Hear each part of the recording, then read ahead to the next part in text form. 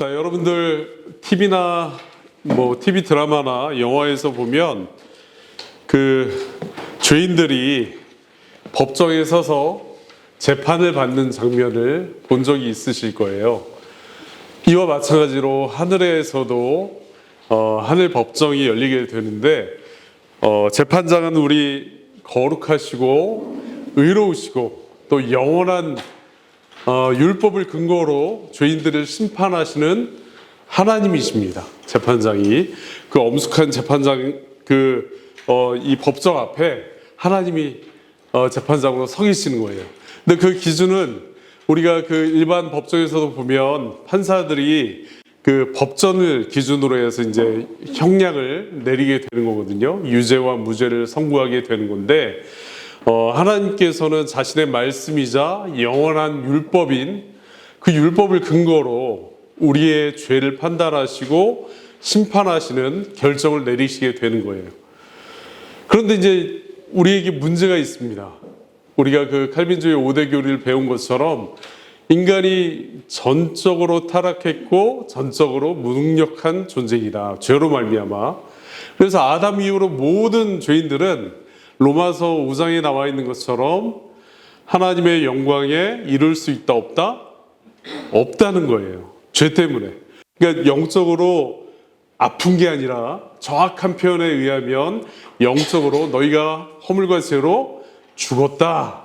그러니까 영적으로 죽은 상태. 시체는 움직일 수가 없잖아요. 그죠? 그래서 하나님의 영광을 찾을 수도 없고 구할 수도 없고 죽어 있는 상태예요. 그래서 두 번째로 그 교리가 무엇을 말하고 있죠? 무조건적인 선택을 얘기하고 있잖아요. 그죠? 하나님께서 먼저 개입하셔서 그 죄인들을 불러내 주시지 않으면 우리가 구원에 이를 수 없게 되는 거예요. 우리가 지난 시간 수요일응답 32문에서 배웠던 내용이 뭐냐면 성령의 유효한 부르심을 받은 사람이 이 세상에서 얻는 유익이 무엇입니까? 라는 내용을 이제 배웠어요. 거기에 보면 제일 첫 번째로 나오는 그 유익이 무엇이냐면 바로 의롭게 된다라는 부분이에요. 자, 다시 하늘 법정으로 돌아가겠습니다. 어미하신 하나님, 재판장이시고 아주 정말 죄를 참아보지 못하시고 정확한 공정한 기준을 가지고 계시는 하나님께서 우리들을 이제 판단하고 계시는 거예요. 율법을 근거로. 그래서 그 죄를 보시고 너는 영원한 지옥에 떨어지게 될 것이다. 아니면 예수님으로 말미암아 그 법정에서 예수님께서 인간의 죄를 대신 뒤집어 쓰시고 예수님이 대신 유죄를 선고를 받으시는 거예요. 그래서 그 예수님께 자기의 죄를 넘겨드린 죄인들은 하나님께서 이제 너는 더 이상 죄인이 아니야. 너는 무죄야. 라고 선고해 주시는 것을 우리가 칭의라고 얘기하는 거예요. 그러니까 죄가 있었었는데 내 죄가 예수님을 믿음으로 말미암아 예수님께 전가되고 예수님께서 그 죄를 짊어지시고 십자가에서 죽으셔서 또 부활하셔서 우리의 죄를 깨끗게 하셨다. 값을 치르시게 된 것. 그럼 그 죄인은 어떻게 되냐면 신분상 이제는 하나님께서 넌 더 이상 죄인이 아니야. 큰가원, 네가 예수님을 정말 진실되게 사랑하고 믿는구나. 너는 오늘부터 더 이상 죄인이 아니다. 라고 선고해 주시는 거예요. 근데 이 선고가 왜 중요한가? 우리가 법정에서도 정말 무죄 또 유죄 이 판결이 굉장히 중요한 거거든요. 무죄로 판결이 되면 자유롭게 외부 자유인이 되는 거예요. 더 이상 그 죄에 얽매이지 않게 되는 거예요. 그래서 하나님께서 하늘 법정에서 시온이 넌 예수 그리스도를 믿는 믿음이 진실을 되기 때문에 그 믿음 때문에 의롭게 됐다 선언을 딱 해주신 거예요. 이제 시온이는 더 이상 죄인이 아니다. 너의 모든 죄는 용서받은 거야. 사함을 선포하시는 거예요. 즉각적으로 예수 그리스도를 믿는 사람들. 그래서 다시 32문에 성령께서 유효하게 효력 있게 능력 있게 부르신 사람들은 어떻게 되냐면 필연적으로 이 땅에서 칭의를 맛보게 되는 거예요. 근데 그 칭이 하늘에서, 하늘 법석에서 일어나는 일이잖아요. 그죠? 근데 우리가 어떻게 맛볼 수 있을까요? 그걸 직접적으로 칭의를 경험할 수 있을까요? 뭐 그렇지는 않지만 성령께서 정말 믿음이 심겨진 사람들을 통해서 그 그리스도를 믿는 믿음 이후의 삶이 성화의 삶으로 드러나는 것을 통해서 볼 수 있어요. 증거를 볼 수 있는 거예요. 그래서 만약에 큰가오리가 예수님을 믿는 그 믿음을 가지고 나서 이전의 삶과 그 이후의 삶이 확연하게 변화가 됐다. 그 가치관, 네가 중요하게 여기는 생각들, 내가 가치 있게 여기는 보물들, 이게 완전하게 변화가 돼서 누가 봐도 큰가오리를 보니까 정말 이전에 없었던 고백들이 터져 나오네. 왜 저 친구가 저렇게 찬양을 하지?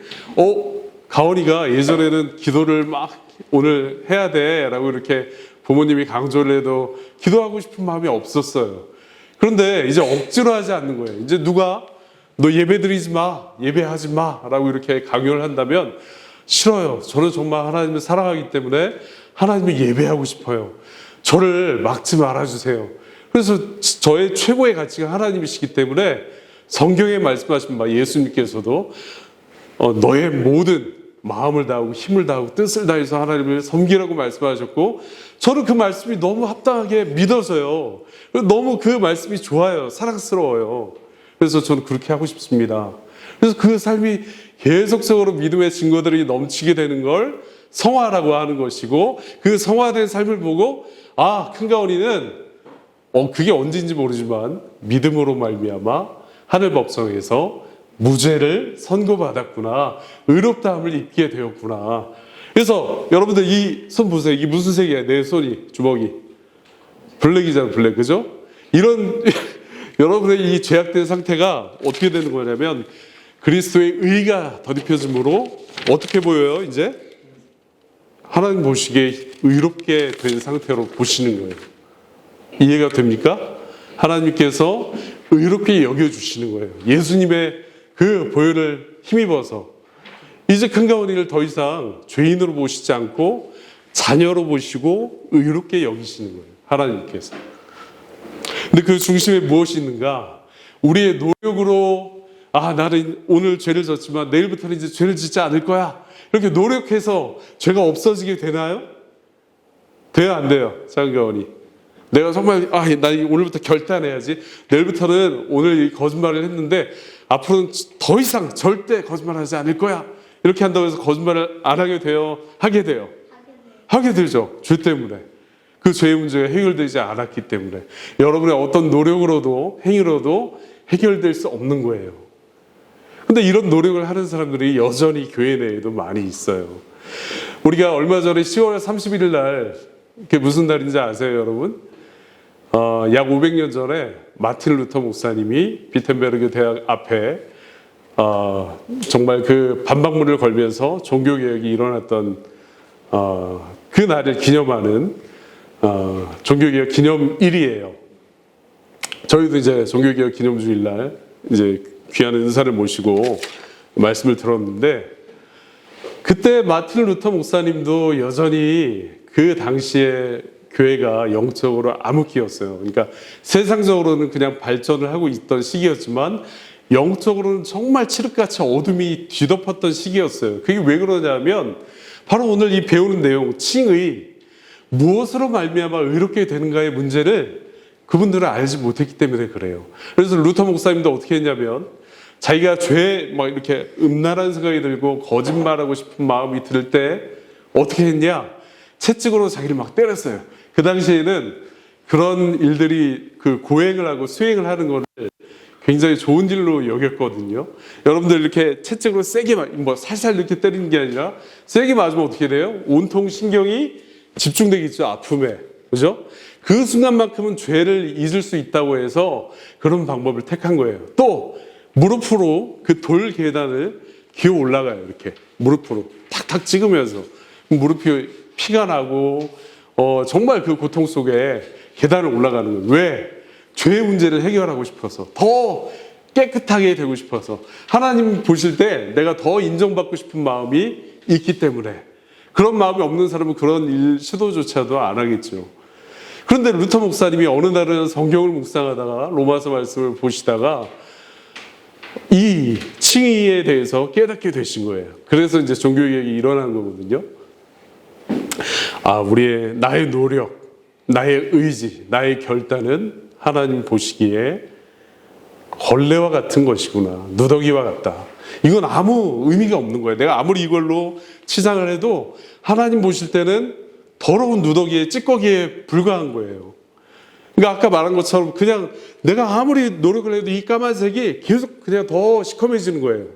죄가 더 깊어지게 되는 거예요. 그 경험들을 루터 목사님이 반복하다가 하나님 말씀을 통해서 성령 하나님이 루터를 불러주신 거예요. 깨닫게 하셔서 루터야, 너의 노력, 너의 의지, 너의 공로는 내 앞에 아무 의미가 없단다.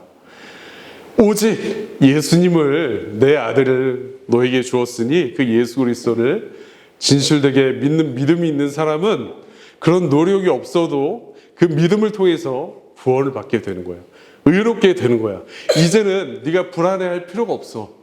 내 아들 예수 그리스도로 말미암아서 너는 나한테 받아들여지게 될 것이야. 이 진리를 깨닫고 나서 루터 목사님이 와, 이거구나. 내가 아무리 고해성사를 해도 내 마음의 양심의 그 가책이 사라지지 않았는데 하나님의 말씀을 통해서 믿음으로 의롭게 된다. 내가 정말 그동안 잘못 알고 있었구나. 내 노력이 아니라 예수님이 이미 이루신 그 공로를 내가 믿음으로 붙들면 하나님께서 의인으로 받아주시는구나 라는 걸 깨닫고 종교개혁이 일어나게 된 것이에요. 그래서 우리 개혁파 신학의 선배님들은 이 오늘 배운 칭의교리의 내용을 가지고 얼마나 중요한가라고 질문에 이렇게 대답을 했어요.